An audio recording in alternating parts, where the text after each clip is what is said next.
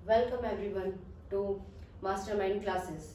तो जैसे कि आपको पता है कि यहाँ पर हम जो है नाइन्थ की एनसीईआरटी की जो बुक है उसको सिलेबस के अकॉर्डिंग चलते हुए अपने चैप्टर्स को कवर कर रहे हैं और अपना सिलेबस कंप्लीट करेंगे यहाँ पे। और ये जो चैप्टर है नंबर सिस्टम, इसको हम बहुत सारे पार्ट्स में डिवाइड करते हुए पढ़ेंगे कि हर एक पार्ट में एक कॉन्सेप्ट को बहुत अच्छे से क्लियर करते हुए चले, इसलिए आज मुझे इसका थर्ड पार्ट भी बनाना पड़ रहा है और अभी और पार्ट्स भी बनेंगे इसमें। इन वीडियोस और इनमें हर एक पार्ट में ऐसा नहीं होगा कि बहुत सारी चीज एक साथ बता दी जाए, नहीं, कुछ चीजें बताई जाएंगी लेकिन विद क्लियर और क्रिस्टल कॉन्सेप्ट क्लियर करके बताई जाएगी कि कैसे कोई चीज होती है हमारे मैथ्स में या कैसे कोई आगे कंसेप्ट चलता है। इसलिए इसके इतने पार्ट्स बनाने जरूरी है ताकि हर चीज को, क्योंकि ये हमारा बेस है नाइन्थ, क्योंकि हमने 8 तक हमारे बेसिक हमने प्लस माइनस और डिवाइड मल्टीप्लाई किए, लेकिन उससे थोड़ा सा अपर लेवल हमारे नाइन्थ में आ जाता है। यहाँ से हमारा एक जो हमारा हमने फंडामेंटल अपना बेस बनाना शुरू किया था वो अब नाइन्थ में जाके काम आएगा, और जो हम नाइन्थ में पढ़ेंगे वो हमारा 10th 11th 12th में हमारा काम आने वाला है। इसलिए जितना हो सके हम अपने यहाँ पर ही सारे कॉन्सेप्ट क्लियर करते हुए आगे बढ़े तो ये ज्यादा अच्छा होगा। इस वजह से मैं अब आपको ये पार्ट्स में वीडियो बता रही हूँ। और पिछले वीडियोस में मैं अगर इंट्रोडक्शन की बात करूँ तो हमने नंबर्स को बताया था कि नंबर लाइन पे हमारे कौन कौन से नंबर शो होते हैं, और लास्ट वीडियो में मैंने आपको कॉन्सेप्ट बताया था कि हम rational numbers, how to find rational numbers, rational numbers को फाइंड करना, रेशनल नंबर्स को फाइंड करना हमने उसमें सीखा था। दो नंबर्स के बीच में हम और कितने रेशनल नंबर्स फाइंड आउट कर सकते हैं ये हमने सीखा था, लेकिन ये एक मेथड के थ्रू। मैंने पिछली वीडियो में ये बताया था कि दो मेथड्स हैं, जिसमें से हमने एक मेथड सीखा था a+b/2। ये एक मेथड था जिसकी वजह से हम दो नंबर्स के बीच में अपनी नंबर्स को फाइंड आउट कर सकते हैं कि इन दो नंबर के बीच में हमारा और कौन सा नंबर ऐसा है जो लाई करता है। और ये कॉन्सेप्ट सिर्फ रेशनल नंबर्स के लिए नहीं था, ये नॉर्मल नंबर्स के लिए भी था। तो मैं थोड़ा सा रिवीजन इसका करवा देती, बस 2 मिनट का इसका रिवीजन ये था कि अगर हमारे पास कोई दो नंबर है, if we have two numbers a और b and we want to find a number between these numbers, so we can do the process that is equal to a+b/2। ये एक ऐसा प्रोसेस होता है जिसमें हम इन दोनों नंबर्स, जो हमारे पास दोनों नंबर्स होते हैं उनको जोड़कर उसे 2 से डिवाइड कर देते हैं। नॉर्मल अगर मैं इसका एग्जांपल भी लूं, जैसे मेरे पास है नंबर 1 और 2 ही लेते हैं, बहुत क्योंकि स्टार्टिंग ही नंबर 1 और 2 से होती है, इसलिए ज्यादातर एग्जांपल्स में लिए भी यही जाते हैं। अगर मैं 1 और 2 लूं, एक नंबर मैंने 1 ले लिया, एक नंबर मैंने 2 ले लिया, ये इंटीजर्स मैंने ले लिए हैं, और मैं ये चाह रही हूँ कि इन इंटीजर्स के मिड में कौन सा नंबर है ये देखना है मुझे। तो मैं एक काम कर सकती हूँ ना, 1 + 2/2 which is equals to 3/2 and which is equals to 1.5। ये एक ऐसा नंबर निकल के आया है जो हमारे 1 और 2 इन दो नंबर्स के बीच में लाई करता है हमारे नंबर लाइन पर। तो ये हमारे नॉर्मल, और आपको ये तो पता ही है ये इंटीजर्स है, पॉजिटिव इंटीजर्स है, इनको हम रेशनल नंबर्स भी कहते हैं। और अगर फ्रैक्शनल नंबर हमें लेने होते हैं उनके बीच में हम रेशनल नंबर्स कैसे फाइंड आउट करते हैं, रेशनल नंबर लेंगे। और मैंने कल आपको आगे अभी आपको एक फ्लो चार्ट बना के बताऊंगी कि रेशनल नंबर्स या फ्रैक्शंस या इंटीजर्स, ये सारी चीजें हमारी कैसे एक दूसरे से इंटरलिंक्ड है, कैसे एक दूसरे से रिलेटेड है। उससे आपका ना पूरा कॉन्सेप्ट क्लियर हो जाएगा नंबर्स को लेके। तो ये मेथड था जिसमें हमने a+b/2 करके हम किसी भी नंबर के बीच में नंबर्स को फाइंड आउट कर सकते हैं। लेकिन यहाँ बात हमारी सिंपल नंबर्स से नहीं हो रही है, यहाँ हमारी बात हो रही है रेशनल नंबर्स को लेकर। तो ये तो था, और ये पिछली क्लास का छोटा सा एक रिवीजन था जिसमें हमने सीखा था कि हम दो नंबर्स के बीच में रेशनल नंबर कैसे फाइंड आउट करेंगे। तो एक तरीका तो था, इसको मैं साइड में लिख देती हूँ बॉक्स बना के। तो ये एक तरीका तो था हमारे पास कि अगर मेरे पास दो नंबर्स हैं तो मैं फाइंड आउट करने के लिए a+b/2 ये हमारा एक मेथड था। और क्या लास्ट क्लास में मैंने आपको इक्विवेलेंट फ्रैक्शंस ये आपको बताई थी, तो थोड़ा सा इसके बारे में याद है? आपने प्रैक्टिस करी होगी तो डेफिनेटली आपको याद होगा अगर आपने इस कॉन्सेप्ट को अच्छे से समझा होगा। लेकिन इक्विवेलेंट फ्रैक्शन में मैं एक छोटी सी चीज बताना भूल गई थी, वो बता देती हूँ यहाँ पे। इससे आपका ना कॉन्सेप्ट और जल्दी क्लियर हो जाएगा और ज्यादा क्लियर होगा। और मैं इसको क्यों बता रही हूँ, क्योंकि जो हमारा आगे सेकंड वाला जो मेथड है ना, उसमें इक्विवेलेंट फ्रैक्शन ही यूज होती है, जिससे हम और भी उनके बीच में जितनी भी रेशनल नंबर्स लाए करते हैं उसे हम इक्विवेलेंट फ्रैक्शन के थ्रू ही निकालते हैं, क्योंकि सेकंड मेथड में यूज होने वाला है। इसलिए ये कॉन्सेप्ट को मैं यहाँ पे बता रही हूँ कि इक्विवेलेंट नंबर थे क्या, सॉरी फ्रैक्शन, इक्विवेलेंट फ्रैक्शन क्या था। अगर मैं 1/2 की ही बात करती हुई चलूं, एक फ्रैक्शन मैंने एग्जांपल के लिए ली 1/2। अगर मैं इसको पिक्टोग्राफ के थ्रू आपको पिक्चर के थ्रू इसको दिखाना चाहूं, तो ये हमारा एक जैसे बॉक्स है, होल, पूरा एक बॉक्स है। फ्रैक्शन में यही तो होता है कि पूरे एक चीज नंबर को हम पूरा मानते हुए चलते हैं, और यहाँ पर वो चीज होती है जितने पार्ट हमने उस होल ऑब्जेक्ट के, होल उस आइटम के कितने किए हैं, वो पार्ट हम यहाँ पर लिखते हैं। तो इसके मतलब ये है कि हमने इसके 2 पार्ट किए हुए हैं, और इसका ऊपर वाला जो नंबर होता है वो हमें वो वाला पार्ट शो करता है जो चीज पूछी गई है, या शेडेड मान लो, या जिसके बारे में बताया गया। मान लो ये मैंने ये जो फ्रैक्शन लिखे है वो मैंने इस पार्ट के लिए लिखे है, इस वाले पार्ट के लिए मैंने ये फ्रैक्शन लिखे है 1/2। ये हमारी नॉर्मल फ्रैक्शन। अब मैं इसका एक इक्विवेलेंट निकालने के लिए मैंने बताया था मल्टीप्लाई बाय 2, 3, 4, 5। अगर मैं इसकी मल्टीप्लाई 2 में करती हूं तो मेरे पास आएगा 2/4। अब इसका मतलब पता है सभी को क्या होगा? ये देखो, ये बिल्कुल सेम इसकी इक्विवेलेंट कैसे है, इसे मैं पिक्चर्स के थ्रू बता रही हूं आपको।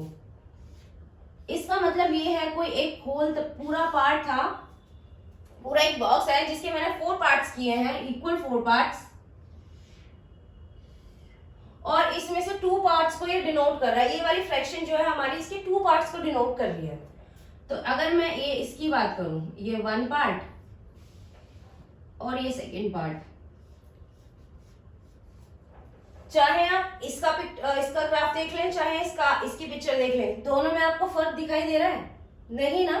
तो इसका मतलब ये इसके इक्विवेलेंट है, इसीलिए हम इनको इक्विवेलेंट फ्रैक्शन कहते हैं। ये इस तरीके से कॉन्सेप्ट आता है। ये चीज मैं कल जब इक्विवेलेंसी बताई थी मैंने, तो मैं भूल गई थी। तो ये कुछ इस तरीके से आता है। आप 1/3 का भी करके 1/2 को आप मल्टीप्लाई बाय 3 से भी कर लो, तभी भी आपके पास ना यही कॉन्सेप्ट आने वाला है कि ये इक्वल टू ये इक्वल टू ये। 3 1s are 3 and 3 2s are 6 means कोई एक ऐसा बॉक्स जिसके मैंने 6 इक्वल पार्ट्स किए हैं।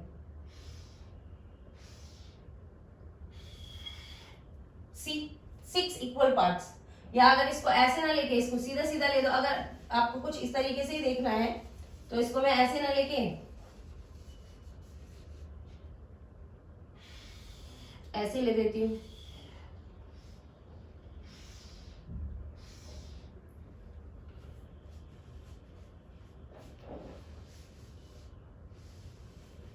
Six equal parts. अब इसके 6, जब मैंने इस बॉक्स के 6 इक्वल पार्ट्स किए हैं, तो क्या इसका 3 पार्ट्स, इसको बॉक्स में इसके बराबर ही बनाना पड़ेगा, तभी समझ आएगा।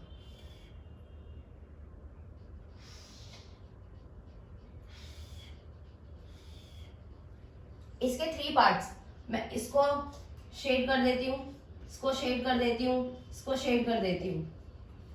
ये इस टोटल के अगर मैंने 6 पार्ट्स किए तो ये इसके 3 पार्ट्स को दिखा रहा है, बट ओवरऑल अगर करके देखा जाए तो ये अभी भी इसी चीज को डिनोट कर रहे हैं। तो ये होती है हमारी इक्विवेलेंट फ्रैक्शंस, इसलिए इनको इक्विवेलेंट बोला जाता है। 1/2 इक्वल टू 2/4 इक्वल टू 3/6। इस तरीके से इक्विवेलेंसी आती है इनमें फ्रैक्शंस के अंदर। ठीक है, तो अब मैं इसलिए अगर आपका ये कॉन्सेप्ट क्लियर हो गया तो हम आगे वाले मेथड पे बढ़ते हैं कि इसको कैसे अप्लाई करा जाए दो फ्रैक्शंस के बीच में और फ्रैक्शनल नंबर निकालने के लिए। ठीक,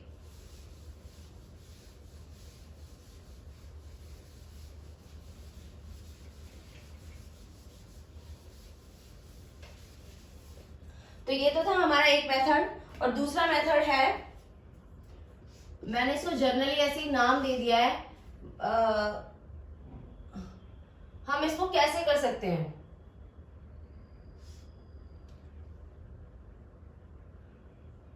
by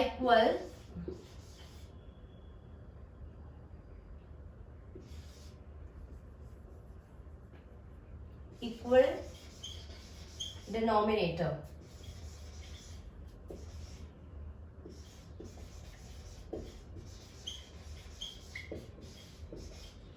through equal denominator.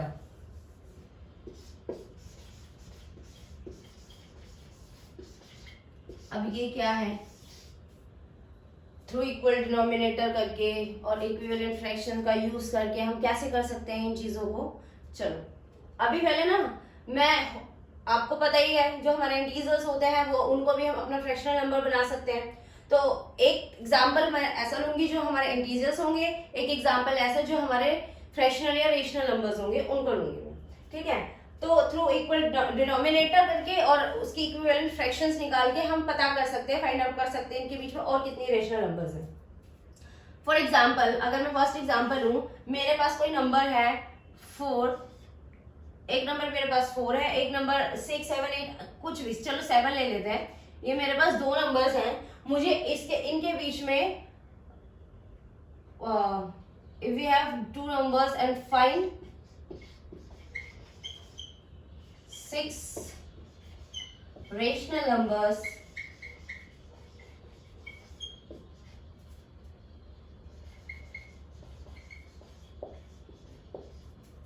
between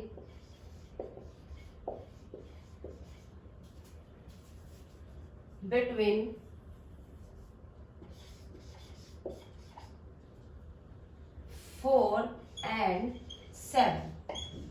ये अगर हमारा क्वेश्चन है तो ये हमारे इंटीजर्स हैं, इन्हें हम रेशनल, पहले हम इन्हें रेशनल नंबर्स में कन्वर्ट कर लेते हैं क्योंकि उसने रेशनल नंबर्स ही पूछे हैं हमें इसके बीच में। अगर नॉर्मल इंटीजर्स ही पूछते तो हम इसको कह सकते थे 4 और 7 के बीच में 5 और 6 ये दो नंबर्स हैं जो इसके बीच में लाई करते हैं। जब लेकिन उन्होंने रेशनल नंबर्स पूछे तो पहले हमें इन्हें रेशनल नंबर बनाना पड़ेगा, और मैंने बताया था हम किसी भी इंटीजर को रेशनल नंबर बना सकते हैं, और बहुत ही सिंपल सी बात है, डिवाइड बाय इसको इसके अपॉन में 1 लिख के, इसके अपॉन में 1 लिख के। तो सबसे पहले हम इन्हें रेशनल नंबर्स बना लेते हैं, रेशनल नंबर्स।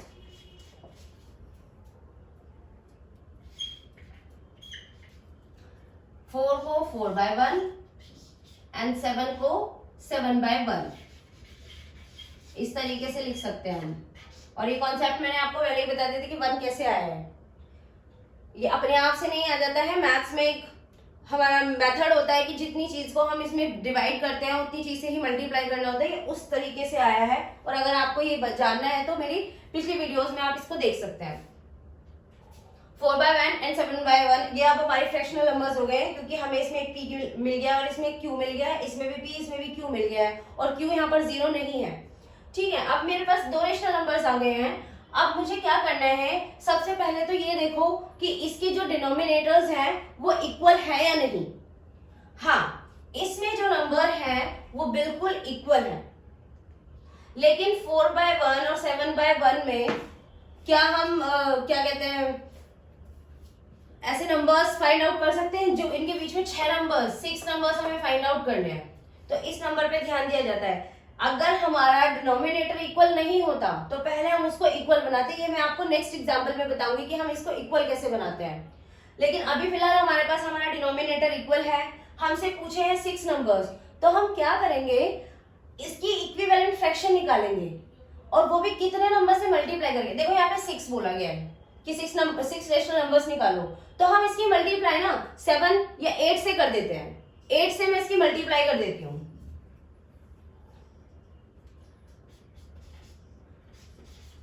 4/1 इंटू 6 है तो 7 से आप मल्टीप्लाई कर सकते हो, 8 से कर सकते हो, इसलिए मैंने 8 लिया है यहाँ पे। तो ये हमारा एक नंबर बन के आएगा, इसका equivalent fraction 4 8s are 32 and 8 1s are 8। Next number और 7/7y1 को बनाना है, इसको भी मल्टीप्लाई बाय 8 से करना है हमें उस जो नंबर हमें इसके मिड में पूछे गए हैं उससे बड़े नंबर से हमें इसे मल्टीप्लाई करना होता है। और ज्यादा बड़े नंबर मत लेना क्योंकि कैलकुलेशन ज्यादा हो जाती है, तो सिर्फ वो नंबर एक या दो नंबर एक्स्ट्रा लेते हुए इसकी मल्टीप्लाई कर देना। 7 8s are 56 and 8 1s are 8। तो अब क्या फाइंड आउट नहीं कर सकते हो इसमें, इसी बीच में मेरे पास नंबर आ गए हैं 32/8 एंड 56/8। बस क्या करना है, 32 से लेकर 56 तक जाना है और आपको पता है 32 से लेकर 56 के बीच में बहुत सारे नंबर्स होते हैं। 32 क्या 33/8, 34/8, 35/8, 36/8, 37/8, 1 2 3 4 5, एक नंबर और 38/8 और उसके बीच में पूछा था ना ये 56/8। बस अगर आप यहाँ पे 40/8, 41, 52, 53/8 लिखोगे तो भी कोई प्रॉब्लम नहीं होगी क्योंकि वो भी जो नंबर्स हैं वो 32/8 और 56/8 के बिटवीन लाई करते हैं, जो कि हमारे 4/1 और 7/1 के बीच में होंगे, मिड में होंगे वो नंबर्स हमारे। तो हम कुछ इस तरीके से इनको फाइंड आउट कर सकते हैं। तो ये तो हमारा एक मेथड था, वो भी किसके लिए, जब हमारा डिनोमिनेटर इक्वल है। लेकिन क्वेश्चन ऐसे भी आते हैं जहां पर हमारा डिनोमिनेटर इक्वल नहीं होता। ठीक है, लेती हूं मैं ऐसे नंबर्स। ये हमारा इंटीजर्स को लेके मैंने लिया था कि हम इंटीजर को कैसे कन्वर्ट करें पहले फ्रैक्शनल नंबर में और फिर उसके बीच में हम फ्रैक्शनल नंबर फाइंड आउट करें। लेकिन जब हमारे पास हो ही fractional numbers, like next question 4/7 and 3/8, ये मेरे पास 2 फ्रैक्शनल नंबर्स हैं। तो हमें इसके बीच में फाइंड करनी है, find 5 fractional numbers, find 5 fractional numbers. एक क्वेश्चन है हमारा। ठीक है, अब मैंने आपको बताया था ये हमारे फ्रैक्शनल नंबर्स हैं, sorry rational numbers, irrational numbers हैं फ्रैक्शनल नंबर्स। तो सॉरी इनको फ्रैक्शनल नहीं रेशनल नंबर्स कहते हैं। फाइंड आउट रेशनल नंबर्स, ये फ्रैक्शनल रेशनल के चक्कर में सारा कंफ्यूजन हो रहा है। रेशनल नंबर्स, मेरे पास 2 नंबर्स हैं। यहां पर तो क्या कहते हैं, डिनोमिनेटर भी इक्वल नहीं है, तो सबसे पहले हमें इसका डिनोमिनेटर जो है वो इक्वल बनाना है। डिनोमिनेटर इक्वल बनाने का क्या तरीका है कि आप डिनोमिनेटर वाले नंबर्स को ऐसे नंबर्स से मल्टीप्लाई करने का काउंट करो, मल्टीप्लाई करते करते इनके टेबल को इतनी बार काउंट करो कि जो नंबर इसका हो वही नंबर इसका हो, मीन्स इसका एक ऐसा एलसीएम जो दोनों से, एक नंबर ऐसा जो दोनों से ही डिवाइड हो जाए। तो और अगर सीधा सीधा नहीं आ पा रहा है तो आप डायरेक्ट पता है क्या कर सकते हो,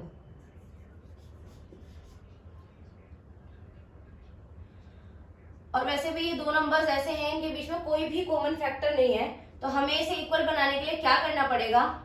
अगर मैं 4/7 और 3/8 का डिनोमिनेटर इक्वल बनाना चाहती हूँ, तो अगर मैं 4/7 तो फर्स्ट और सेकंड वाली जो फ्रैक्शनल नंबर्स है उसका जो डिनोमिनेटर है उसको मल्टीप्लाई कर देती हूँ मैं यहाँ पे। ये आ जाएगा हमारा 4 8s are 32 और 7 8s are 56। नेक्स्ट 3/8, अब 3/8 का भी डिनोमिनेटर हमें 56 ही बनाना होगा। तो हम क्या करेंगे, जो फर्स्ट वाला रेशनल नंबर है उसके डिनोमिनेटर को लेकर इससे मल्टीप्लाई कर देंगे। अब मैंने जितने से मल्टीप्लाई करा उतने से ही डिवाइड करा। मैंने आपको बताया था मैथ्स का रूल होता है जितने से मल्टीप्लाई उतने से डिवाइड, ताकि कोई आगे चेंज ना हो और हमारा काम भी बन जाए। मैं इसको इससे कट कर दूं तो कोई फर्क नहीं पड़ेगा इस फ्रैक्शन पे, इसलिए हमें ये चीजें करनी पड़ती हैं। और इसको ये प्रोसेस हमें इसलिए लेना पड़ता है क्योंकि हमें इसके मिड में चीजें, मिड में नंबर्स निकालने हैं। 7 3 are 21, 8 7 are 56। तो ये मेरे पास दो नंबर्स आ गए हैं।